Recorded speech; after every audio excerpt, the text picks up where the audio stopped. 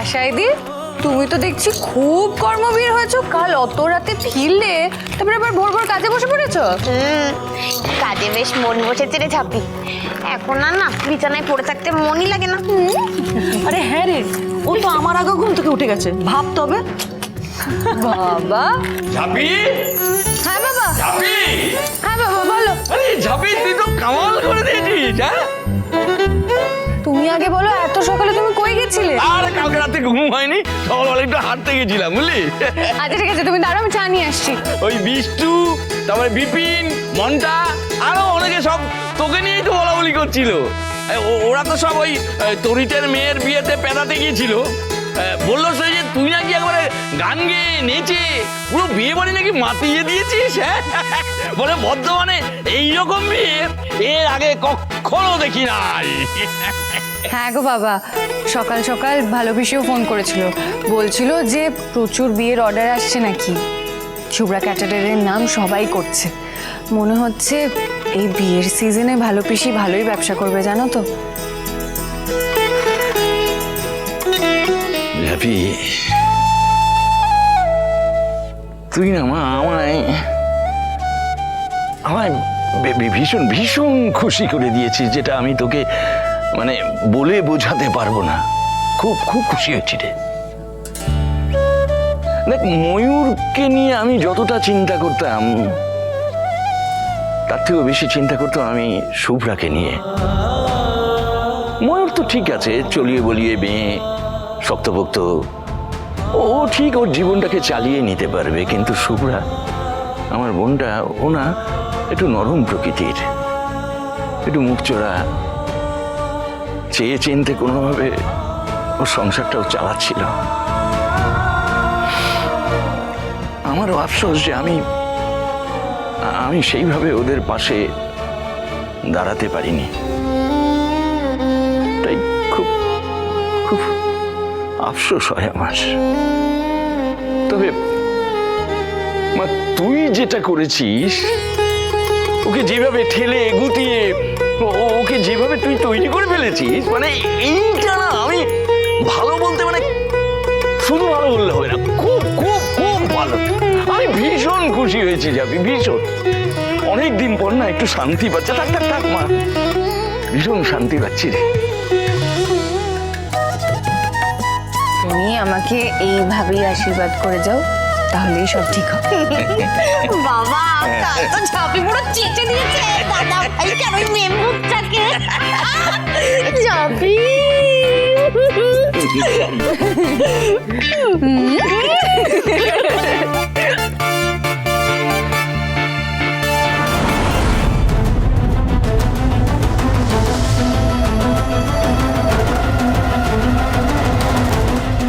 ঘুম থেকে উঠে পড়েছে বোধহয়, আমি যাই গিয়ে একবার দেখে আসি, বুঝলি? চা নিয়ে যা। ঠিক বলেছো, যাই। কাল রাতের ঘটনা কি কিছু মনে আছে ওর? আবার সজ্ঞানে আমার মুখ দেখলে কি রিয়াক্ট করবে কে জানে। মা ছাড়া লক্ষ্মী, আমাকে সব সইবার শক্তি দিও।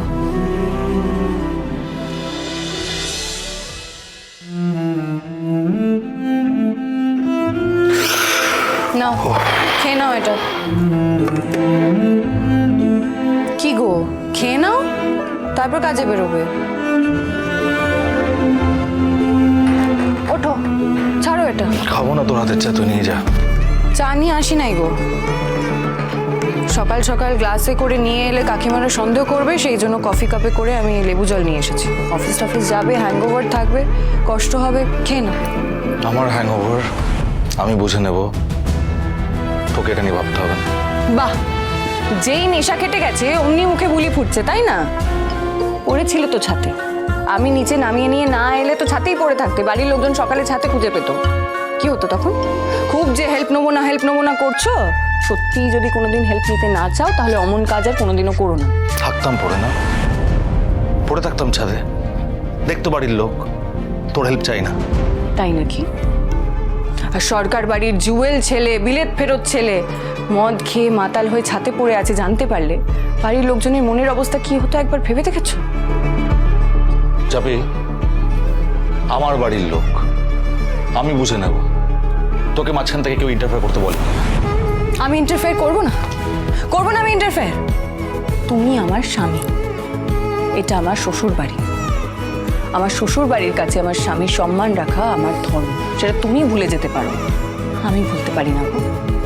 খুব যে সম্মান করছিস, কোথায় ছিল আমার সম্মান নিয়ে ভাবনা তোর? হ্যাঁ, আমারই সামনে দাঁড়িয়ে আমারই ক্লায়েন্ট ভাঙিয়ে তুই আমার ব্যবসায় ক্ষতি করছিস, সম্মান নিয়ে তখন ভাবনা চিন্তা ছিল না তোর? শোনো, এই দুটো অ্যাবসলিউটলি আলাদা জিনিস। আমি কি করেছি, কেন করেছি তোকে অনেকবার বুঝিয়েছি, আমাদের অনেকবার এই নিয়ে কথা হয়েছে। সব কিছু জেনে বুঝে তারপরে তুমি যদি চোখ উল্টে থাকো, তারপরে আবার সেটা নিয়ে দুঃখ করে মদ খেয়ে বাড়ির লোকজনকে জ্বালিয়ে মারো, তাহলে আমার আর কিচ্ছু বলার নেই। সব সময় প্রফেশনাল ঝামেলা বাড়িতে নিয়ে এসে অশান্তি করবে, ভালো লাগে না আমার।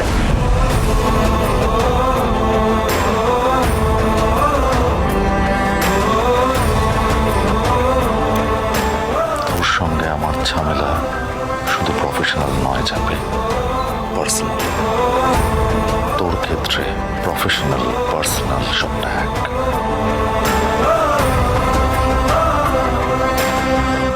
আমি না তোকে টলারেট করতে পারছি না।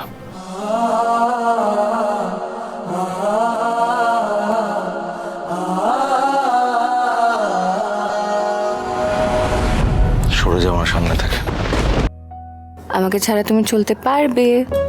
টলারেট করতে পারছি না, সহ্য করতে পারছি না বলে যে এত জ্ঞান ঝাড়ো সব সময়। আমি ছাড়া কে খেয়াল রাখবে গো তোমার? কে আগলে আগলে রাখবে?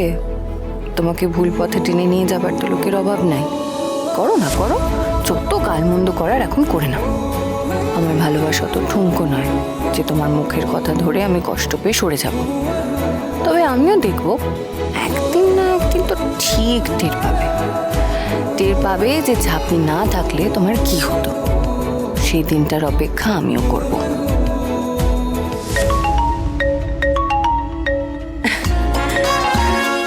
হ্যালো, হ্যাঁ শুভ্রা ক্যাটারার, বলুন। নিশ্চয়ই পারবো। বিয়ের ডেটটা কবে বলুন তো?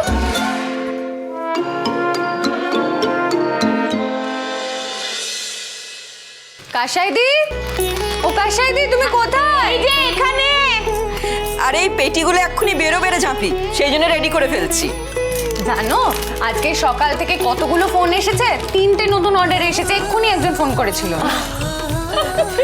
ঝাঁপি, তুই যেখানেই হাত দিবি সেখানেই শোন। কিন্তু ঝাপি, আমি তো একটা কথা ভাবছি, তুই একা মানুষ হয়ে কটা ব্যবসা খুলবি বল দেখি, সামলাবে কি করে এত? না না কাশাইদি, তোমার বুঝতে কোথাও ভুল হচ্ছে গো। এই দেখো, আমি যা যা ব্যবসা করছি, মানে এই যে আচারের ব্যবসা বা কেটারিং এর ব্যবসা, এগুলো তো একটা আমার নিজের ব্যবসা নয়, এগুলো কাম্মা ভালো পিসি ওদের ব্যবসা। আমি তো শুধু আমার টাকাগুলো ইনভেস্ট করছি এই ব্যবসাগুলোতে।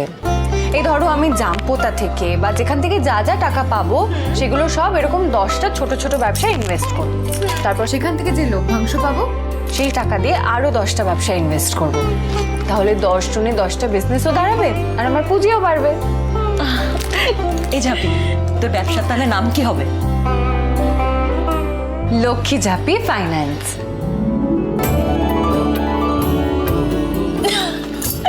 খুব ভালো, এতক্ষণে আমি ব্যাপারটা বুঝলাম। আসলে তুই তো শুধু ইনভেস্ট করিস না, তুই তার সাথে ব্যবসায় মাথাও দিস। তাই আমি ভাবলাম তুই মনে হয় একসাথে অনেকগুলো ব্যবসা খুলছিস। ও না না, দেখো ব্যবসাগুলো নতুন তো, তাই ব্যবসাগুলোকে দাঁড় করানোর জন্য টাকার সাথেও যা যা সাপোর্ট লাগে আমি সেগুলো করে দিচ্ছি। তাই জন্যই তোমার মনে হয়েছে যে আমি অনেকগুলো ব্যবসা খুলেছি। আসলে আমার একটাই ব্যবসা, লক্ষ্মী ঝাঁপি ফাইন্যান্স। এবারে একটা গ্রাম বাড়ি ব্যাপার লাগছে কিন্তু। হ্যাঁ রে ঝাপি, বলছি যে তাহলে তো তোরও একটা অফিস লাগবে বল। কোনো ধমকা সে আচমকা হাওয়া মিষ্টি লক্ষ্মী ঝাঁপি।